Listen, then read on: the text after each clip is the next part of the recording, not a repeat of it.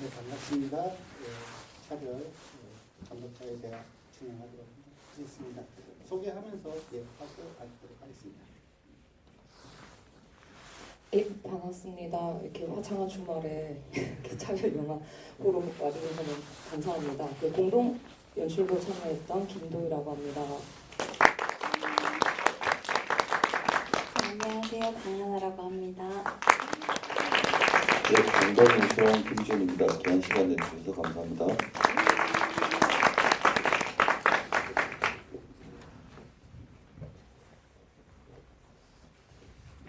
제 소개를 안 했군요.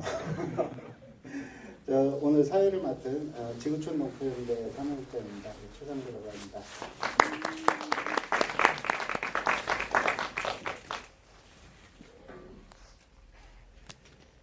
네, 그 영화도 어떻게 재밌게 잘 보셨을까요? 네, 맞습니다. 그 조선학교를 지금 요 차별을 보기 전서부터 좀 알고 계셨거나 하셨던 분들이 계실까요?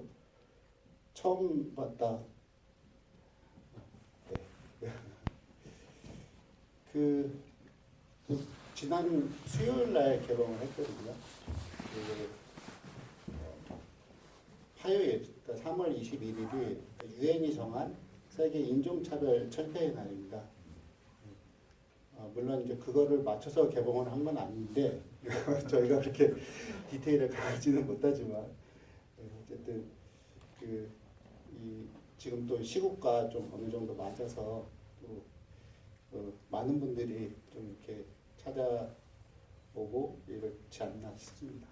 좀 어떤가요? 요새 인터뷰들도 굉장히 많이 하고 있는데 많은 분들이 저희가 생각지 못했던 유튜브나 라디오 방송들 섭외가 와가지고 좀 얼떨떨하게 되게 홍보를 많이 하긴 했어요. 저도 주진우의 라이브 이런데 처음 저도 보이는 라디오를 처음 출연도 해보고 했는데 좀 입소문이 좀 나겠구나 했는데 예매율로 이어지지는 않더라고요. 저희가 아침마다 이렇게 극장들 예매율을 좀 확인을 하고 있는데 빵명인 것도 있고 그래서 조금 입소문을 좀 많이 내주시고 그래야지 좀 조선학교 아이들에 대한 저희가 좀 많은 힘을 좀 보탤 수도 있고 좀 사실을 좀 제대로 알릴 수가 있어서 좀 많이 봐주셨으면 좋겠는데 아직까지는 조금 힘드네요. 네, 스즈메 문단 속에 아주 심하게 밟히고 있어요. 차별 극장문이 단속을 당하고 있어가지고 죄송합니다. 네, 굉장히 힘든 싸움을 하고 있네요. 스즈메 문단속과 지금 싸움을 하고 있는데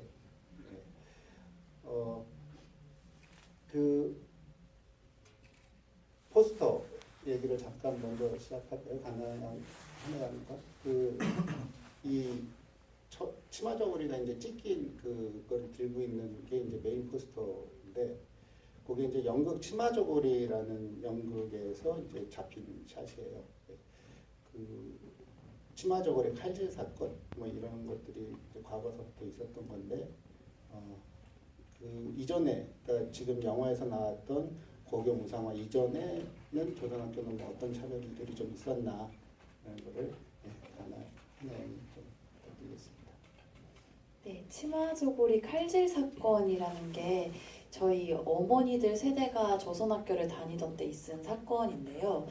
이게 저희는 조선학교를 다닐 때 교복으로 다녀요. 그냥 학생들이 그냥 입는 학교에서 만들어진 교복을 입는데 일본 학생들이랑 비슷하게 입고 가서 아침마다 치마저고리로 갈아입고 수업을 받아요. 근데 이제 저희 어머니들이 조선학교를 다닐 때는 치마저고리를 입고 등하교를 했거든요. 근데 그때 제일 동포들에 대한 차별이 나타난 사건이 칼질 사건인데, 등하교를 여학생들이 할 때 지하철이나 전철을 타잖아요. 근데 치마저고리를 입었다는 이유로 그 치마저고리를 칼질 당하는 사건이 일어났어요. 근데 그 사건이 일어나서 저녁 뉴스에서 보도가 됐는데, 그러면은 그 다음날, 다다음날 전국 곳곳에서 치마저고리 칼질 사건이 막 빈번히 일어난 거예요. 그래서 전국적으로 사건이 일어났는데 그때 이제 조선학교 다닌 여학생들이 치마 저고리를 칼로 진짜 30cm 이렇게 찢기기도 하고 치마를 이렇게 잘리기도 하고 했거든요. 그리고 제가 들은 얘기는 그냥 지하철에서 계단을 내려가는데 뒤에서 어떤 아저씨가 야 너 조선 사람이지 하고 막 밀고 그 여학생 떨어지고 막 다리 뼈 부러지고 약간 이런 것도 있었거든요. 그래서 학교에서 엄청 큰 문제가 됐었어요. 그래서 여학생들이 계속 치마 저고리를 입고 학교에 다니는 거는 좀 위험하다. 목숨이 위험하다. 이런 얘기가 나와서 우리가 치마 저고리를 입고 등하교 하는 게 좀 등하교 하는 거를 좀 일단은 중단하고 사복이라고 해야 하나요? 사복 차림으로 일반 평소 옷, 사복 차림으로 이제 학교를 다녀야 되겠다 이런 얘기가 나왔어요. 그래서 저희 엄마도 사복은 아닌데 치마 저고리 외에 엄청 긴 롱 코트를 걸쳐 입고서 치마 저고리를 입었다는 걸 안 들키게 등하교를 했다고 해요. 근데 도쿄 쪽에서는 이제 어떤 얘기가 나왔냐면 여학생들이 다 모여가지고 치마 저고리 칼질 사건에 대해서 어떻게 할 것인가라는 모임을 가졌는데 그때 한 여학생이 나오면서 우리가 치마 저고리를 벗으면은 일본 학생들과 아무 그 다른 차이가 없다. 우리는 우리 민족을 지키기 위해서 조선학교를 다니는데 꼭 치마 저고리를 입어야 된다. 식민지 때도 할머니들이 안 벗은 저고리인데 우리가 어떻게 벗을 수 있겠냐. 이런 얘기를 하면서 꼭 우리는 치마 저고리를 벗지 말자 이런 약속을 하는 게 있었어요. 그래서 이렇게 치마 저고리를 칼질 당한 사건으로 인해서 저희는 치마 저고리를 못 입게 됐어요. 그때 당시는 치마 저고리를 계속 입자 이렇게 투쟁하기도 했는데 결국에는 이제 그 어머니들 세대가 우리 딸들이 치마 저고리를 입고 학교를 다닐 때 우리처럼 목숨을 위협당할 수도 있으니까 교복을 만들어야겠다 해서 어쩔 수 없이 제2교복을 만들게 됐고 저희는 지금도 치마 저고리로 등하교를 못한 상황이에요. 아직까지 그 차별이라는 게 몇십 년 전부터 계속 이어지고 있는 차별이 지금도 뭐 치마 저고리 하나만 봐도 아직도 남아있다는 걸 알 수 있고 이 영화에서 보신 것처럼 고교 무상화나 그리고 끝에 나오는 유보 무상화 문제에도 계속 차별이 계속 되고 있다는 거 그런 부분에서 참 안타까운 생각을 가집니다. 그 치마 저고리 칼질 사건 외에도 그 교토에 초급학교가 있는데 그 초급학교에 그 일본 극우 세력들이 초급학교 안으로 막 밀고 들어와서 제일조선이 물러가라 라는 그 헤이트 스피치를 하기도 하고 그다음 차별에도 이제 뒤에 자막으로 조금 나오지만 그 코로나 처음 터졌을 때 모든 사이타마 지역에 있는 모든 유치원 시설, 보육원 시설에는 마스크를 다 줬는데 그 사이타마 조선 유치원에만 마스크를 지급 안 하기도 하고 그리고 뭐 그 대학생들이 다 어려운데 코로나 때 그러니까 일본에 있는 모든 대학생들은 긴급 보조금 형식으로 100만 원씩, 150만 원씩 다 지급을 했는데 조선대 학교를 다니는 학생들만 또 제외를 시키기도 하고 예, 그리고 저희가 주로 이제 교류를 했던 학교가 큐슈 즉 거의 마지막 재판에 나왔던 큐슈 조선학교인데 그 학교를 가기 위해서는 지하철 내려서 이제 지하철 내리면 학교가 한 10분 정도 거리에 있거든요. 그 지하철 앞에서 확성기 대고 제일조선인은 올라가라 너희들은 바퀴벌레 같은 인간들이야 우리가 너희를 얼마나 도와줬는데 내가 이 땅에서 뭐 위안부 얘기나 강제징용 얘기나 이런 역사를 배우냐라기도 하고 그리고 최근에는 저희가 후쿠오카에서 상영회를 했거든요. 후쿠오카 지방 변호사회에서 변호사들하고 그다음에 동포들하고 일본 분들이 하여튼 주최해서 상영회를 했는데 그 상영회 할 때도 확성기 그 차량 확성기로 돌아다니면서 30분 넘게 짧게 스피치를 하고 이런 일들이 그 앞으로 또 어떤 일들이 벌어질지 모르는데 어쨌든 좀 빈번하게 일상에서의 차별들도 많이 일어나고 있는 것 같습니다. 예. 네, 올해가 이제 그 강토학살 100주기가 되는 해이기도 합니다. 1923년이죠. 그 대지진의 그 혼란한 틈을 타서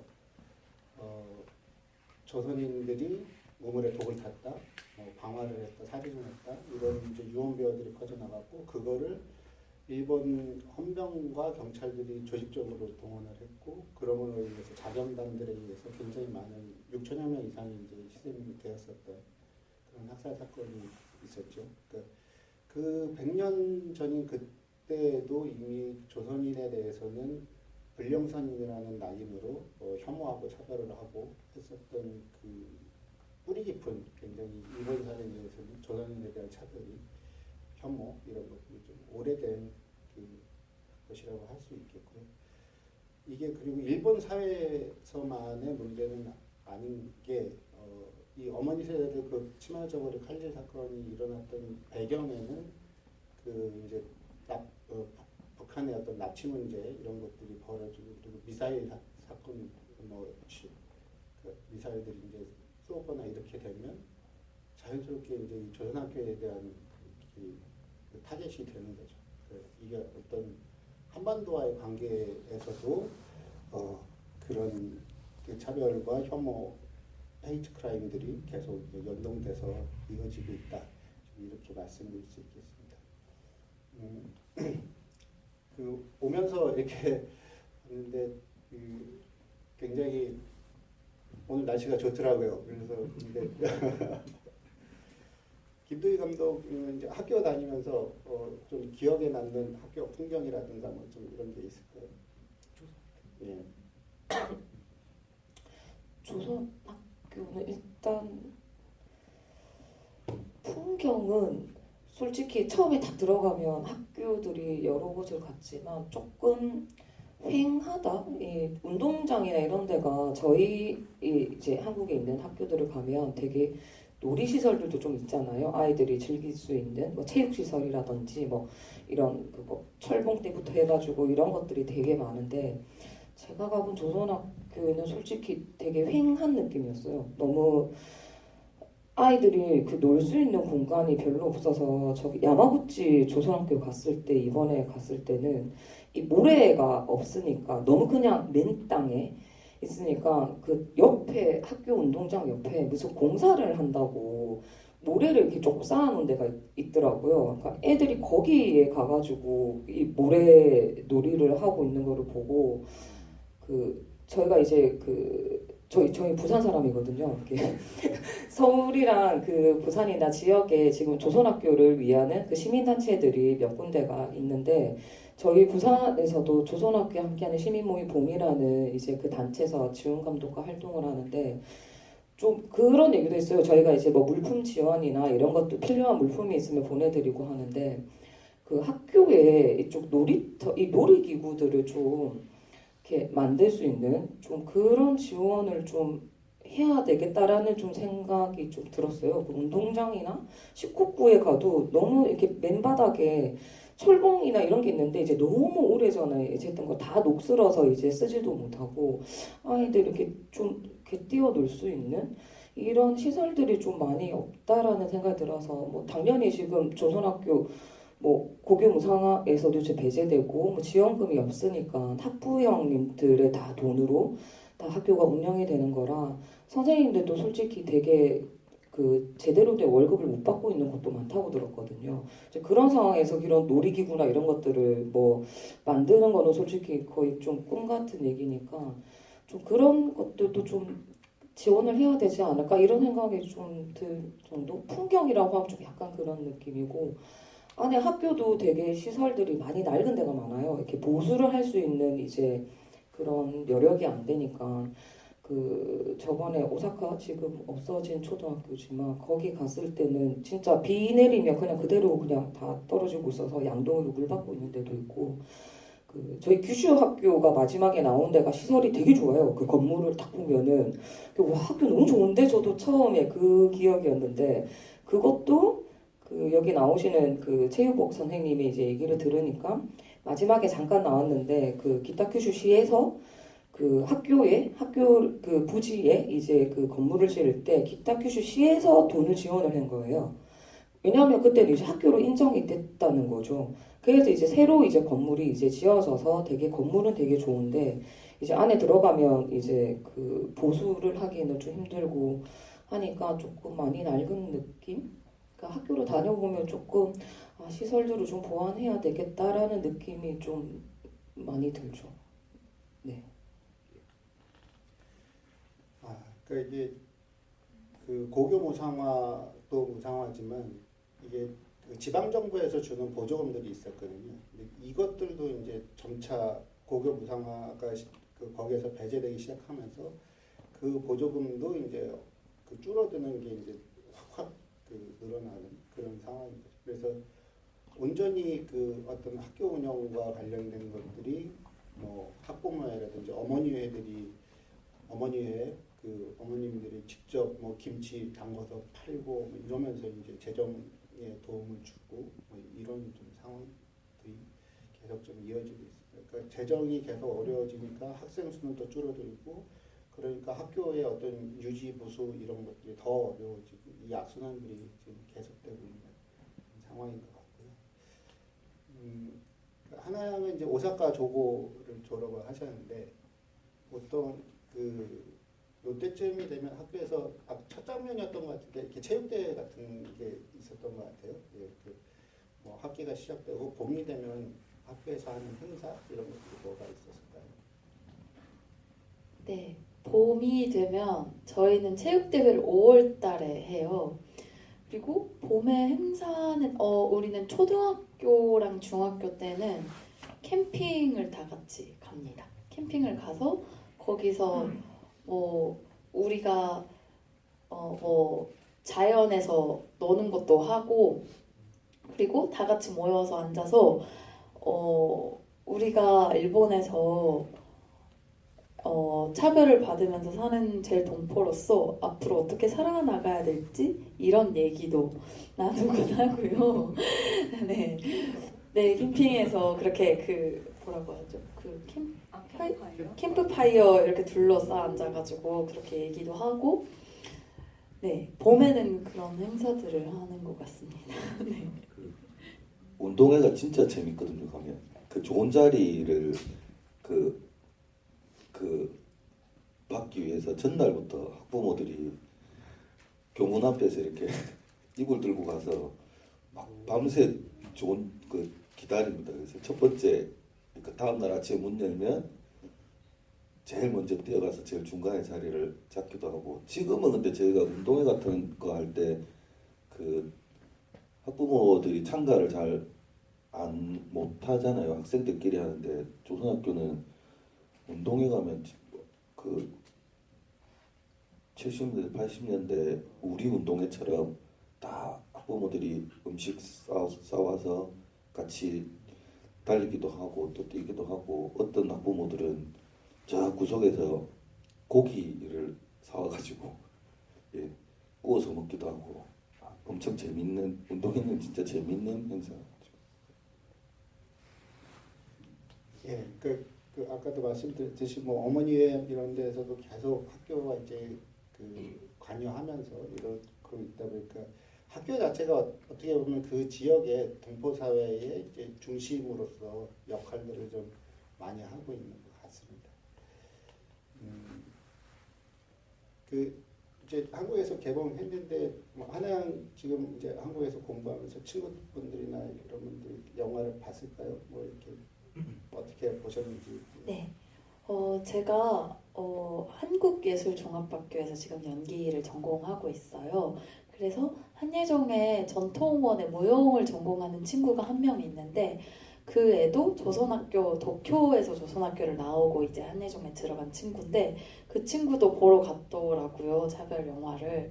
그래서 어땠냐 이렇게 물어봤더니 뭔가 그 친구도 조선학교를 다녔기 때문에 그때 일이 생생하게 떠오르면서 되게 정말 많은 걸 생각하게 되었고 내가 이제 한국에 있으면서 어떤 일을 할 수 있을까라는 걸 생각하게 되었다. 이렇게 얘기를 해줬어요. 그래서 무용 안무 수업이 있는데 이 차별이라는 영화를 주제로 한번 무용을 만들어 보겠다. 이렇게 또 얘기를 해주셨고 그리고 제가 영화 귀향에 출연을 했는데 그때 같이 출연한 언니도 보러 가주시더라고요. 그래서 그 언니는 아마 조선학교에 대해서 많이는 모르셨을 거예요. 근데 응원하는 의미로 보러 갔는데 우리 조선학교 학생들이 그렇게 울면서 힘들게 학창 시절을 보냈다는 게 너무 미안하고 내가 너무 조선학교에 대해서 모르는 것에 대해서 반성하게 됐고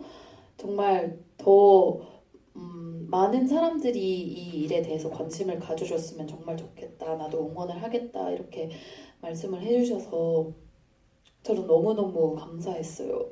이제 한국에 계신 분들이 조선학교에 대해서 그리고 제일 동포들에 대해서 많이 모르시는 분들이 많다 보니까 이제 그거를 그 부분에 대해서 관심을 가져주는 것만으로도 저희는 너무 엄청 감사하고 너무 큰 힘을 받거든요. 그래서 정말 이렇게 영화를 한 명 한 명 보러 가주신 그 사람들이 너무 소중한 존재다 이렇게 느꼈던 것 같습니다. 한국 개봉 전에 이제 일본에서도 이렇게 좀 공동체 상영 이런 것들이 좀 진행이 됐었습니다. 뭐 히로시마, 그 큐슈, 도쿄 이런 지역에서 좀 됐었는데 그때 반응들이 좀 어땠었는지. 그 동포분들은 당연히 이제 당사자, 이렇게 본인들이 이제 일이기 때문에 솔직히 공감을 많이 하시게 되잖아요. 많이 우시는 동포분도 계셨는데 제가 히로시마에서 그 변호인단 분들이 그 동포분들도 계시지만 거의 다 일본 분들이세요. 7년 동안 소송을 하는데 다 무료로 지금 변호를 해주셨거든요. 그만큼 이제 부당한 일이다 이게. 너무 그 일본 분들한테 되게 감사한 부분이 되게 많았는데 히로시마에서 상영할 때 그 히로시마 고교무상화 그 변호인 단장님이 오셨던 거예요. 이제 그 차별 영화를 이제 보신다고. 근데 저는 이제 맨 뒤에 있었고 이제 그 앞에서 이제 그 분이 보고 계셨는데 계속 이렇게 좀 이렇게 훌쩍훌쩍 하시길래 저는 약간 충농증이 좀 있으신가 보다. 너무 이렇게 너무 자주 하시길래. 그래서 이제 그러고 있었는데 이제 끝나고 나서 보니까 저 너무 우셨던 거예요. 보니까. 근데 그 본인이 이제 참여했던 이제 그 소송이었으니까 그럴 수도 있겠다라는 생각이 들었는데 끝나고 이제 저희 이렇게 관객과의 대화하면서 그 단장님도 이제 같이 자기도 좀 할 말이 있어서 좀 같이 좀 참여를 하고 싶다 해서 나와서 같이 얘기를 하시는데 이제 그 단장님은 이렇게 절대 질 거라고 생각을 안 하셨대요. 왜냐하면 이거는 질 수 없는 그 상황에 그 있는 거기 때문에 절대 질 거라고 생각 안 하고 변호를 맡으셨었는데 결국에는 이제 대법원까지 다 패소를 해버리니까 자기도 너무 이렇게 무기력해지고 이게 일본 정부에 대한 불신까지 좀 아무튼 그 너무나 이거는 심한 판결이다라는 게 그 학생들한테 너무 미안하고 자기가 그러니까 변호를 잘 못해서 혹시나 패소했나라는 생각이 들 수도 있잖아요. 그래서 너무 그게 속상하고 다시 그 졌던 그 상황들을 화면으로 보게 되니까 이게 너무 복받치셨다는 거예요. 그래서 지금 그 변호인단 분들이 전국에 있는 변호인단 분들이 그 흩어지지 않으시고 그대로 남으셔서 지금은 포럼식으로 그 앞으로의 혹시나 다른 차별이 있었을 때 어떻게 대처할 거냐라는 걸로 아직까지 이렇게 모이신대요, 계속. 그래서 이제 그런 모습들 얘기를 또 듣게 되니까 더 미안해지고 더 부끄러우시는 거예요. 아니 그 일본 분들이 일본 정부를 상대로 그렇게 조선학교를 위해서 이거는 부당한 거라고 그렇게 계속 아직까지도 같이 해주고 계시는데 도대체 이렇게 남쪽에 있는 우리 맨날 말로만 한민족 뭐 단일 민족 우리 민족의 뿌리가 같은 거고 이렇게 한민족이라고 그렇게 떠들면서 결국에 그 제일동포의 문제에 대해서는 전혀 그냥 무관심하게 내버려 뒀잖아요. 그래서 그 히로시마 상영 끝나고 나서 더 미안해지고 부끄러웠던 마음이 들었던 것 같아요. 그 그럼 아리 얘기도 좀 아, 저희가 그 후쿠오카 상영회도 사실은 주최를 하신 분들이 다 일본 분들이시거든요. 동포분도 옆에서 많이 도와주지만 히로시마 상영회는 아까 얘기했던 것처럼 첫 번째 상영회는 그러니까 당시에 소송을 했던 그 소송 학생들이 원고였는데 그 보호자회에서 첫 번째 상영회를 하고 거기 오신 일본 분이 내가 영화 카페를 하는데 이 카페에서 꼭 상영을 하고 싶다라고 해서 하루에 4번 상영을 했고 그 카페에 또 오신 일본 분이 자기가 소극장을 하고 있는데 소극장에서 상영회를 꼭 하고 싶다 일본 사람들한테 꼭 보여주고 싶다라고 해서 곧 거기는 아마 5월 달쯤에 또 상영회를 할 것 같고 사실은 오늘 온라인 상영회가 하나 있거든요. 일본 분이 주최하시는데 그분도 저희가 3월 5일, 6일 그때 도쿄에서 저희가 학교에서 상영회를 했었는데 그 상영회를 보러 오신 일본 분이 그 끝나고 나서 계속 그 오열하듯이 우시면서 오셔서 제가 일본 아미 활동을 하는데 보증할 거는 그 활동을 하고 있다는 것밖에 없다. 근데 꼭 상영회를 하고 싶다. 근데 저희가 모르시는 분한테 온라인 상영하게 되면 혹시나 잘못 유포될 수도 있고 하니까 보증금을 걸겠다.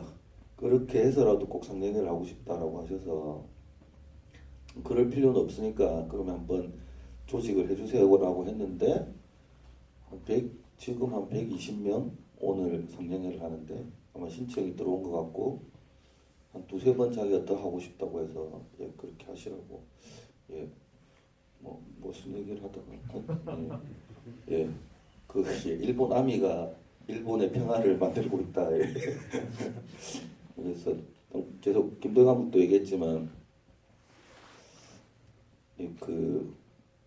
어쨌든 동포들은 일본에서 살아가셔야 되니까 나중에 통일되더라도 기반이 거기 있으신 분들이 한국 와서 살기는 어렵잖아요. 그래서 또 많은 일본 사람들이 어쨌든 고교 무상화 투쟁을 통해서 많은 일본 분들이 조선학교를 좀 더 이해하고 알고 함께 해주고 계시고 앞으로도 아마 더 많은 분들이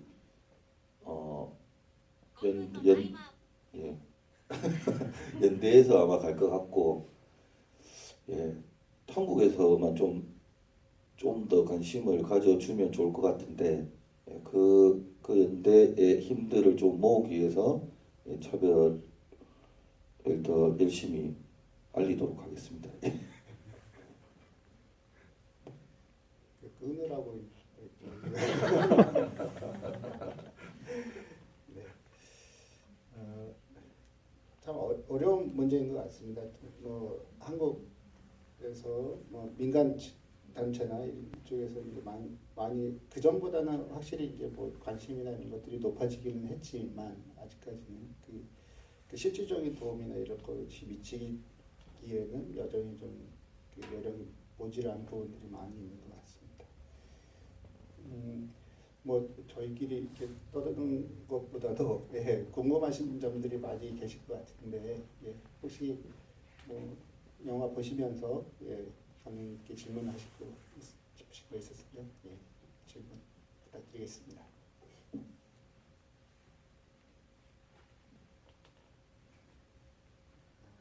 먼저 하셔도 됩니다. 눈치 안 보셔도 돼요.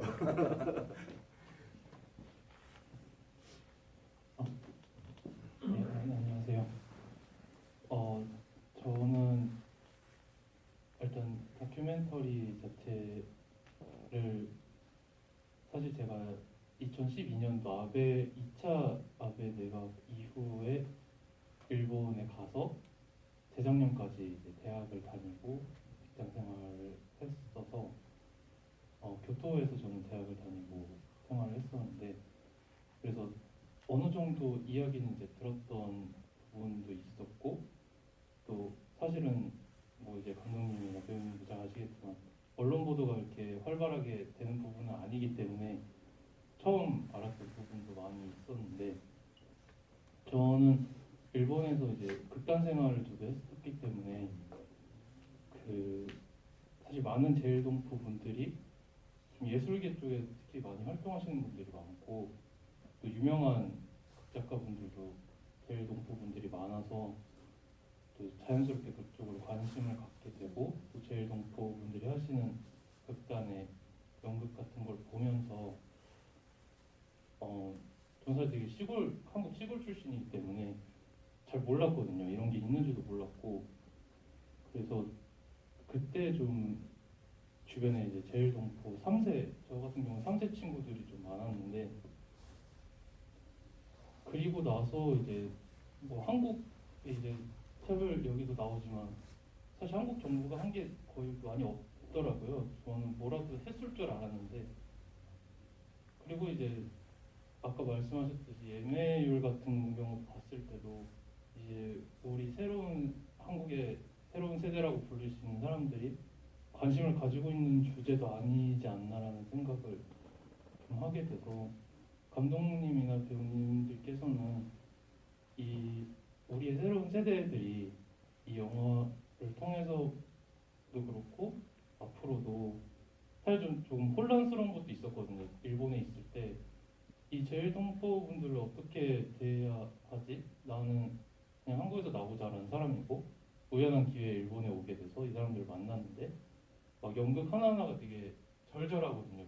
그 제일동포 분들이 만드는 연극들은 보면 진짜 눈물이 계속 막 나오는데 그 전학교 얘기들도 보면 막 항상 싸운 얘기도 많이 하고 뭐가 이렇게 괴롭힌 사람들이 많은지 맨날 싸우고 막 그러시는데 또 그런 거 볼 때마다 이제 사실 전학교 자체가 좀 북한의 영향을 많이 받았다 보니까 그런 걸 보면서도 한국의 젊은 사람으로서 이걸 어떻게 받아들여야 되나라는 그 혼란스러움이 있어서 그 부분에 대해서 감독님이나 배우님께서는 어떤 식으로 우리 한국의 젊은이들이 이런 걸 받아들여줬으면 좋겠는지에 대해서 한번 여쭤보고 싶었습니다. 네. 같은 세대인 하나 양이 한국의 같은 세대들한테 어떻게 조선학교가 어떤 학교고 그 얘기를 이렇게 좀 잘 이해했으면 좋겠다라는 얘기를 네. 되게 어렵네요. 조선학교라는 학교는 이제 일본에서 뭐라고 해야 되지? 일본에서 살면서도 제일 동포로서 잘 떳떳하게 살아간다라는 부분에 이제 목표를 두고 교육을 하고 있거든요. 그래서 되게 오해를 하시는 분들도 많은데 북한의 교육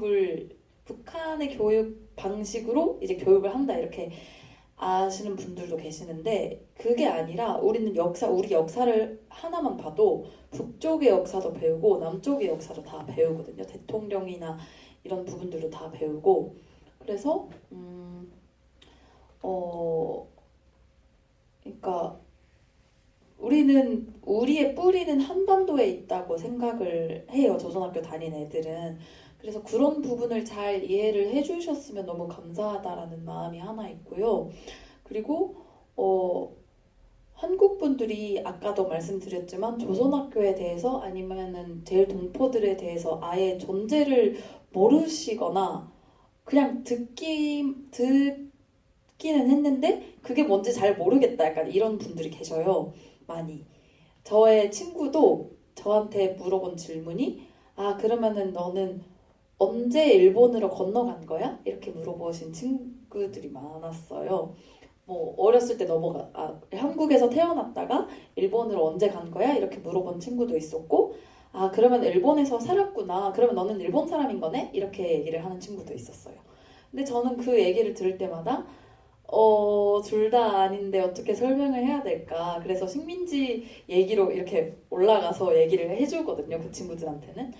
그래서 제일 동포들이 왜 일본에 살게 됐는지 그런 부분들을 한국 분들께서 조금 더 관심을 가져주시고 왜냐면은 저희도 같은 민족을 가진 사람들인 거잖아요. 고향은 대부분 남쪽에 있고 저도 제주도가 고향이거든요. 그래서 그 뭔가 같은 민족으로서 우리의 존재를 잘 이해를 해줬으면 좋겠다라는 생각이 들어요. 근데 저희는 일본 사람은 절대 아니고 그렇다고 완벽히 한국에서 사는 여러분들처럼 한국 사람도 아닌 것 같아요. 제가 생각하기에 제 정체성은 어디까지나 일본에서 태어난 제일 동포고 그래서 물론 태어나서 자란 환경도 다르기 때문에 저랑 한국 분들의 성향이나 그런 것도 문화나 그런 것도 많이 다를 거 아니에요. 그래서 제일 동포라는 존재에 대해서 조금 더 뭔가 관심을 가져주시고 뭔가 한 발짝 다가가 주시면 조금 더 그래도 이해를 하실 수 있지 않을까라는 생각이 듭니다. 네, 대답이 됐는지는 모르겠네요. 네, 감사합니다. 그 우리 사회 보시는 최상구 대표님이 주로 단체에 사는 일이 사할린 동포 사업도 아주 크게 그러니까 주로 하시거든요.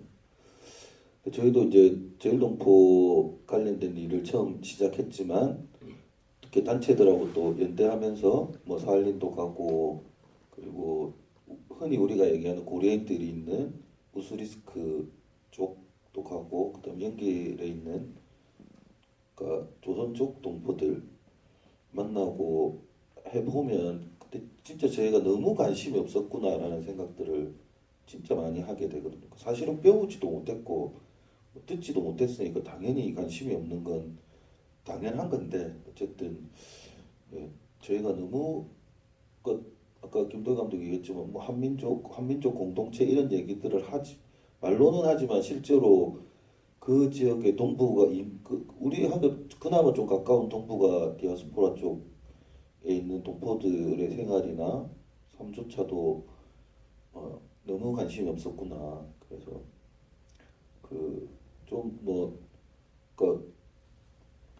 어디서라도 듣는 데가 있어야지 좀 관심이 생기기도 하고 좀 찾아보게 되기도 하고 한데 일단 그런 것들부터 좀 많이 좀 바뀌어야 되지 않나라는 생각들을 많이 하게 되고 그리고 제일동포 사회는 좀 더 복잡한 문제들이 있어서 좀 어렵긴 하지만 어쨌든 관심들 좀 가져주셨으면 좋겠습니다. 조금만 얘기해도 돼요. 이 뒤에 있는 요 지금 요 그림이 그 극단 다로름이라고 거기서 이제 그 공연했던 건데 하나양 어머니가 극단 다로름의 대표시거든요. 그 극작을 하시고 연출도 하시고 하는데 그래서 이런 역사적인 문제에 대해서 굉장히 많은 연극들을 올리고 있어요. 근데 그 아까 질문하셨던 것처럼 우리가 솔직히 알 수 있는 방법들이 역사에서도 요새는 못 배우더라고요. 고등학교 과정을 제가 또 봤는데 요새는 역사가 또 선택인 곳도 있더라고요. 근데 거기서 저희가 못 배우는 것들은 솔직히 문화예술 쪽에서 그 많이 알 수는 있는데 접할 기회는 좀 많이 없기는 해요. 그래서 이런 이제 공연들이나 저희가 이제 차별이나 이런 다큐멘터리를 만드는 이유도 솔직히 사람들한테 이제 많이 알려야지 잘못된 부분들이나 우리가 몰랐던 역사에 대해서 그 알 수 있는 방법이기 때문에 그래서 그런 쪽으로 예술인들이 솔직히 더 많이 그 이런 데 참여를 좀 해서 좀 많이 알릴 수 있는 방법들을 좀 그 찾아 나가는 수밖에 없을 것 같아요. 아니면 저희가 교과 과정을 다 바꿀 수는 없잖아요. 근데 저도 솔직히 요 앞에 저희가 항로라는 또 그 다큐멘터리도 제일동포분들의 얘기인데 하기 전에는 솔직히 저도 몰랐어요. 저도 되게 부끄럽지만 별로 관심이 없잖아요. 우리가 뭐 진짜 뭐 우리가 찾아서 뭐 보지 않는 이상.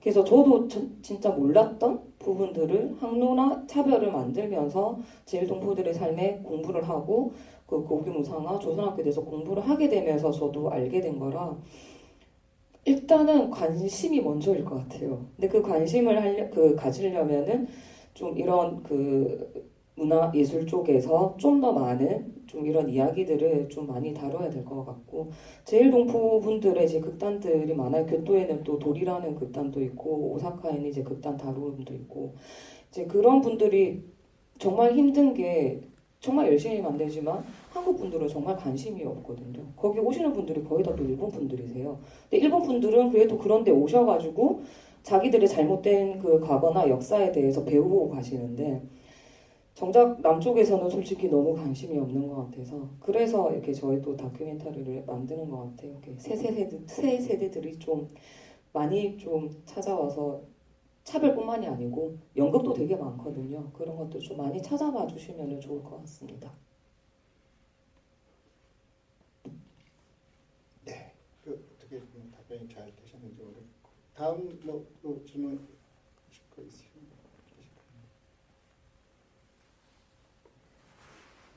없으시면 제가 잠깐 저도 한 말씀 더 드리면은 이게 이제 그 식민지에서 벗어나면서 이렇게 분단이 되고 이제 분단된 국가들이 형성이 되면서 굉장히 정체성이라는 게 어떤 국민국가의 정체성으로 좀 많이 국한되어 있는 좀 그런 측면이 있는 것 같아요. 그러니까 사실 그래서 우리가 통일이라는 거를 생각을 할 때도 남북한의 어떤 정치 체제가 어떻게 합쳐지느냐의 문제로만 생각들을 많이 하시는데 오히려 통일이라는 문제는 그 과거 식민지 때 그렇게 동북아로 흩어졌었던 디아스포라들이 그들을 어떻게 치유해 가면서 이렇게 하나의 더 큰 공동체로 묶일 수 있는가 이런 부분들도 좀 생각을 하면서 가야 될 부분이 있지 않을까라는 생각이 들고 그런 측면에서 동포들을 있는 그대로의 존재들을 일단 받아들이는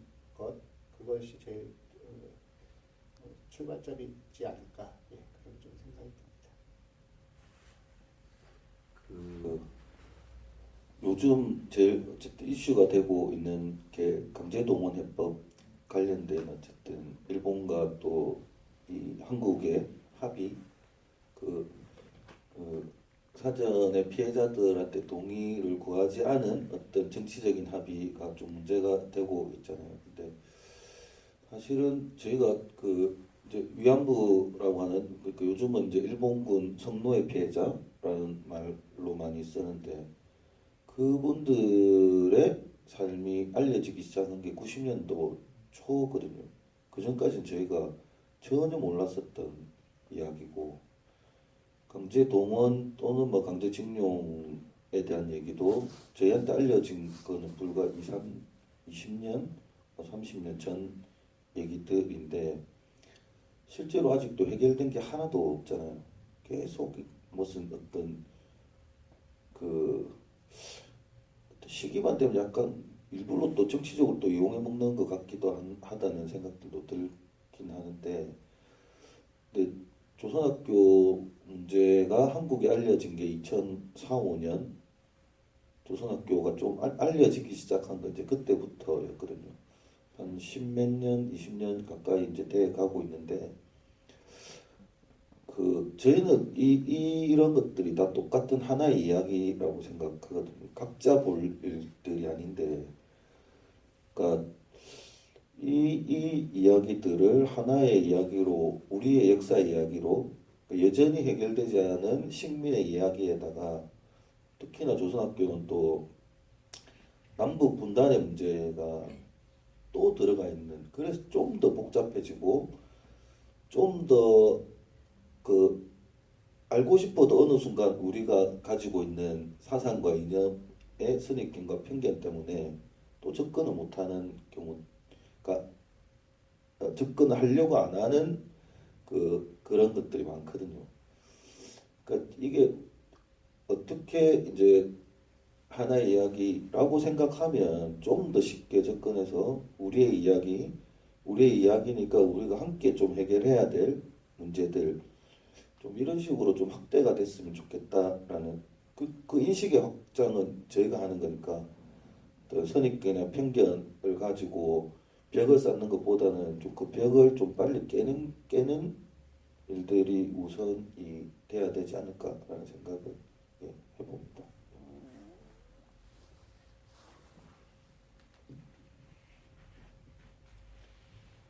네, 또 질문이나 궁금하신 점들이 많으실 것 같은데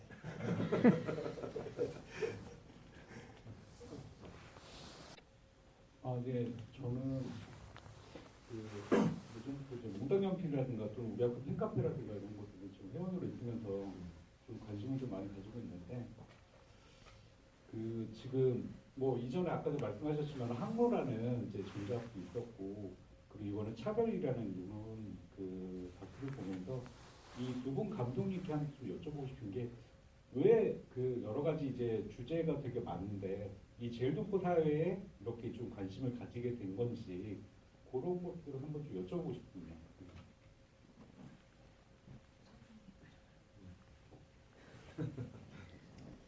저희가 부산에서 저희 이스카라 21이라는 이제 회사고요. 거기에 사장이고 직원이거든요. 전 2005년부터 이제 입사를 해서 같이 하게 됐는데 저희가 원래는 방송 프로그램 외주 제작사였습니다.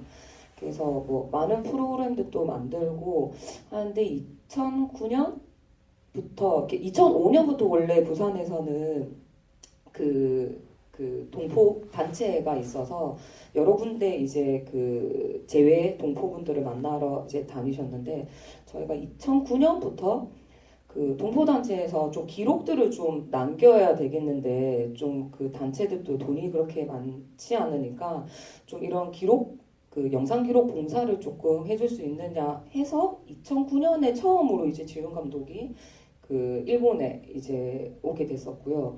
이제 그 뒤로 이제 뭐 최상구 대표님과 같이 살린 동포분들 만나러 갈 때도 기록 영상으로 참여하게 되고 우수리스크나 이런 고려인 분들 그리고 파독 간호사분들 뭐 이렇게 그리고 연변에 있는 조선 쪽 분들 이렇게 어떻게 이제 그렇게 계속 동포분들이 있는 해외를 계속 다니게 됐어요. 근데 거기를 다니면서 동포분들의 어려움들이 어디나 다 있잖아요. 근데 제일 동포분들의 차별 문제는 솔직히 역사적인 문제이기 때문에 항로는 이제 조선적을 가지신 제일 동포분들이 남쪽에 입국 금지가 되는 그런 문제에 대해서 다뤘던 거거든요. 정권에 따라서 조선적을 가지신 동포분들이 어떤 정부에서는 남쪽에 그냥 자유롭게 들어오실 수 있는데 뭐 소위 말하는 지금 요 정권에서는 그러니까 이명박 박근혜 정권에서는 아예 못 들어오셨어요. 조선적을 가지신 분들이 뭐 간첩 뭐 이런 거를 할 수 있다라는 의혹으로 그래서 못 들어오시게 되고 다시 또 문재인 정부 때는 또 들어오시게 되고 또 지금은 또 이제 좀 힘들게 되고 그러니까 이런 문제들을 이제 알게 되면서 이제 항로를 만들게 됐는데 저희가 제일 동포분들의 문제를 계속 다뤄야 되겠다 이거는 솔직히 아니었어요. 항로 때는 조선적 입국 금지에 대한 문제가 제가 생각해도 너무 이거는 부당한 거고 라는 생각들이 제일 동포분들 만나면서 이제 그 문제를 알게 되고 그럼 요거는 조금 알려야 되겠다라고 해서 항로를 만들게 된 거였는데 솔직히 차별은 다큐를 만들겠다라고 시작한 건 아니었거든요.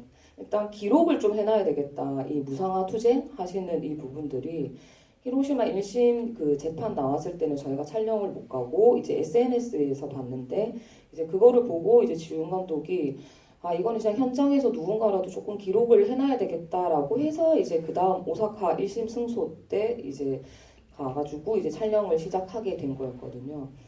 근데 뭐 이거를 우리가 뭐 다큐를 꼭 만들어야 되겠다 이거는 아니었어요. 일단 이게 되게 중요한 기록일 것 같아서 동포분들한테도 투쟁의 역사 이런 것들이 그래서 기록을 하다가 항로처럼 이거 너무 부당한데 이거 한국에서는 전혀 또 모르고 있고 그래서 이걸 이제 다큐로 만들자고 해서 일단 차별이 나온 거였어요. 근데 아마도 근데 요 뒤에도 제일 동포분들의 얘기들을 계속 담게 될 것 같긴 해요. 왜냐하면 항로나 차별을 촬영하면서 이제 너무 많은 이제 제일 동포분들을 만나게 되고 이제 그분들이 솔직히 이제는 거의 가족이 된 거예요. 근데 그 가족 같은 분들이 당하고 있는 부당한 이런 차별들이 계속 있으면 아마도 계속 기록을 하게 될 것 같고 그게 차별처럼 이거를 뭐 또 알려야 되겠다라고 생각이 들면 아마 다시 다큐를 만들게 될 것 같습니다. 뭐 제일 동포분들의 얘기만을 계속 담으려고 처음에 시작은 아니었는데 이제 하다 보니까 하나영도 이제 항로 때 처음 만났거든요. 이제 어머니 극단 다루는 대표님이 저희 여주인공이었어가지고 그래서 너무 어릴 때부터 만나게 되니까 고교 무상화 이 문제도 솔직히 하나양의 역할도 되게 컸어요. 저희가 그 다큐를 만들어야 되겠다는. 그때 이제 고등학교 2학년생이었고, 뭐 저희한테는 이제 진짜 조카 같은 친구가 이렇게 부당한 차별들을 받고 있으니까 이거는 어떻게든 만들어서 알려야 되겠다라는 생각이 아마 더 커지게 된 것 같고, 아마 앞으로도 이제 그 동포분들이 또 다른 또 차별을 이제 받게 되면 아마도 다시 기록을 하고 만들게 되지 않을까 싶습니다. 네.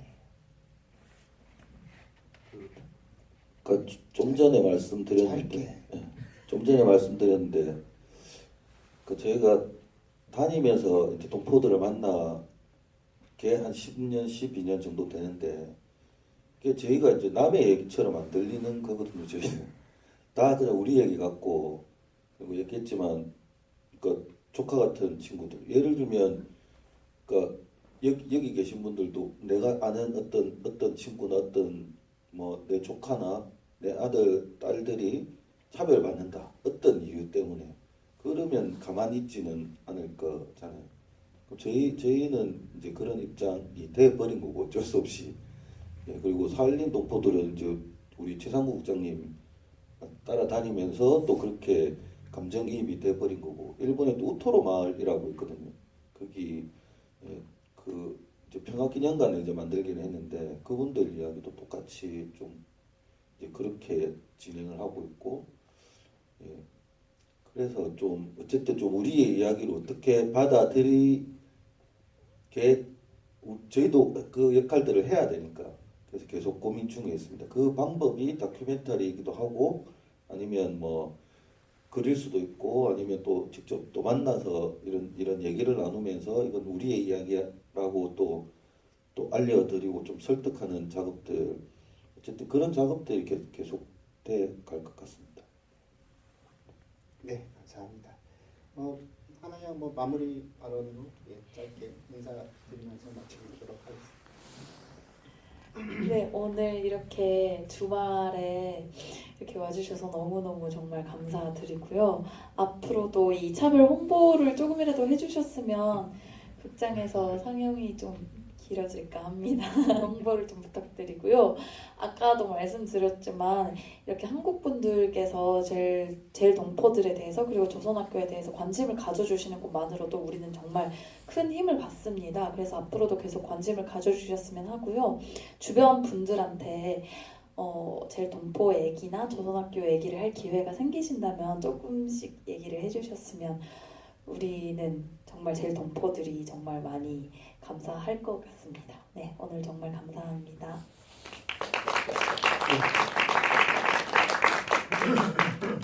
예, 뭐 좋은 일요일 오후 되시면 더 좋겠고요. 예, 이상 질의 마치도록 하겠고요. 저는 참고적으로 말씀드리면 몽단연필 연대정책팀장도 겸하고 있습니다. 네, 오늘 감사했습니다. 고맙습니다.